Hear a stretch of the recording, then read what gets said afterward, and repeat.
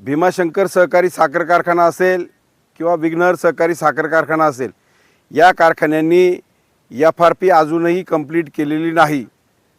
विघ्नर कारखान्याने 3,000 रुपये शेतकऱ्यांच्या खात्यावर जमा केले, परंतु ही उचल म्हणून जमा केलेले आहेत, ही FRP म्हणून केलेले नाहीत।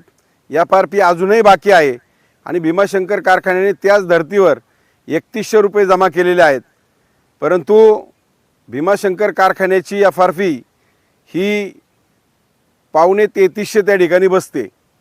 आमचं म्हणणं असं आहे, सोमेश्वर सहकारी साखर कारखान्याने देखील 3300च्या कमी रक्कम FRPची बसत असताना देखील राऊंड फिगर म्हणून 3300 रुपये त्या ठिकाणी FRP जाहीर केलेले आहे।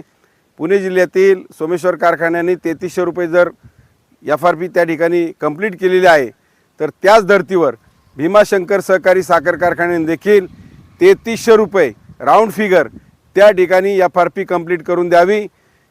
यावर्षी स्वाभिमानी शेतकरी संघटनेची अंतिम दरासह मागणी आहे 3750 रुपये। या कारखान्यांनी अंतिम दरासह यावर्षी शेतकऱ्यांना भाव दिला गेला पाहिजे, ह्या भूमिकेवर आम्ही ठाम आहोत। FRPच्या बाबत आम्ही थोडे दिवस वाट पाहू। जर राहिलेली रक्कम तातडीने जमा केली नाही आणि अंतिम दर 3750 रुपये याप्रमाणे शेतकऱ्यांना यावर्षी दिला नाही, तर पुन्हा एकदा स्वाभिमानी शेतकरी संघटनेला या ठिकाणी आंदोलनाचा हत्यार काढावा लागेल आणि पुन्हा एकदा या कारखानदारांकडून ही रक्कम वसूल केल्याशिवाय आम्ही त्या ठिकाणी गप्प बसणार नाही।